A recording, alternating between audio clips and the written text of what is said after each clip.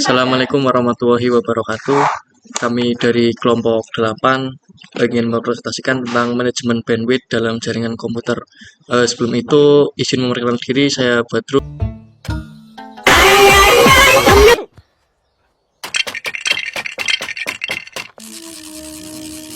Per Xavi, assistència de Xavi, més tapradeta per Messi.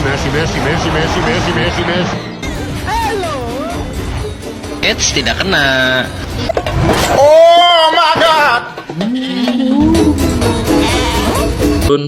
Dan anggota kelompok yang lain ada Bagus Prabowo, kemudian Septia Nurafikoh, dan Hendi Benta Anggoro.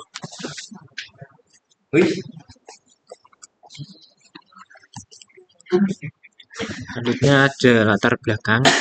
Manajemen bandwidth adalah proses pengaturan dan pengalokasian bandwidth jaringan untuk memastikan efisiensi penggunaan sumber daya dan kualitas layanan (Quality of Service QoS) yang optimal.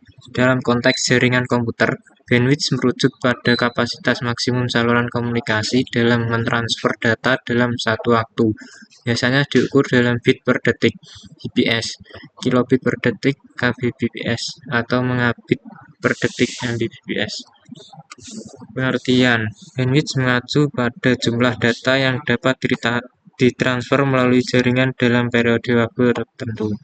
Semakin besar bandwidth, semakin banyak data yang dapat ditransfer pada suatu waktu. Kapasitas maksimum saluran komunikasi dalam mentransfer data diukur dalam bit per detik, kilobit per detik, atau megabit per detik. Misalnya, jaringan dengan bandwidth 10 Mbps dapat mentransfer 10 juta bit per detik.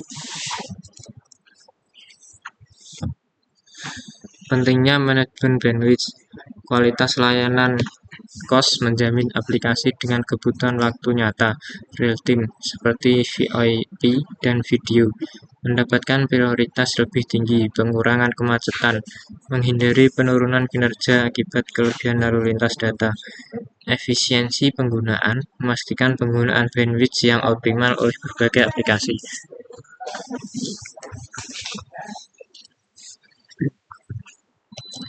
Oke, selanjutnya ada teknik-teknik manajemen bandwidth. Yang pertama ada traffic shaping, mengatur aliran data untuk menghindari kemacetan dan memastikan traffic berjalan lancar sesuai kapasitas. Kedua ada traffic policing, membatasi aliran data yang melebihi batas yang telah ditentukan dan memberikan penanganan jika terjadi pelanggaran. Yang ketiga ada quality of service atau QoS, mengelola trafik berdasarkan prioritas, memastikan aplikasi penting mendapat bandwidth yang cukup. Teknik QoS dalam manajemen bandwidth.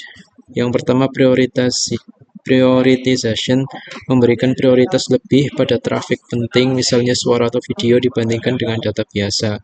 Yang kedua ada traffic classification, mengklasifikasikan trafik berdasarkan jenis atau aplikasi untuk menentukan pengalokasian bandwidth.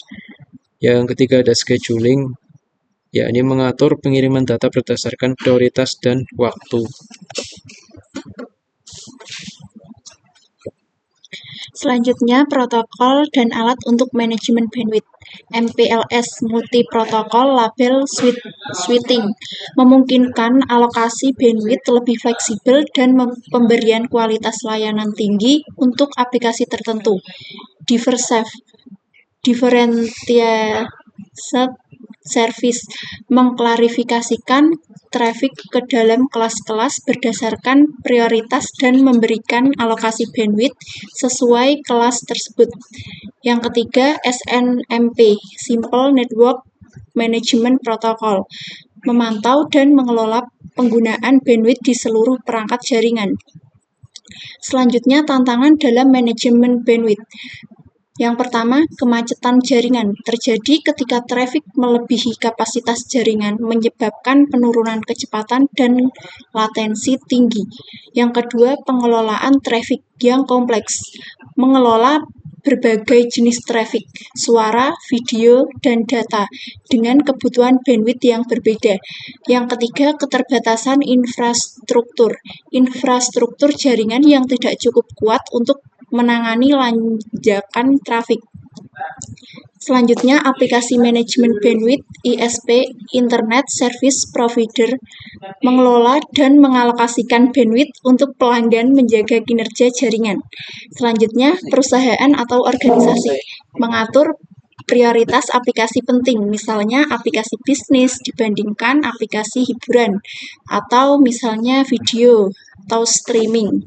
Yang ketiga, cloud computing atau pengelolaan bandwidth dinamis di cloud untuk memastikan aplikasi berjalan dengan optimal tanpa gangguan.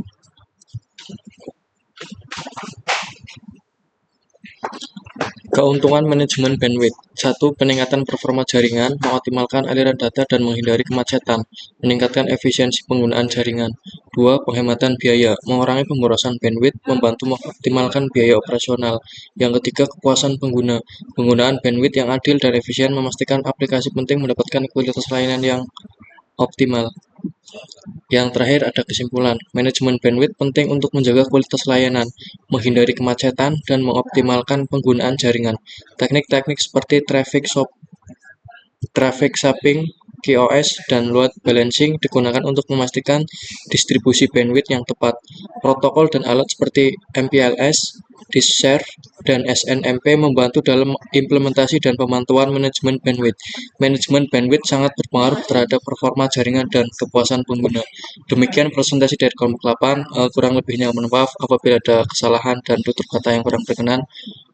Sekian dari kelompok kami. Wassalamualaikum warahmatullahi wabarakatuh.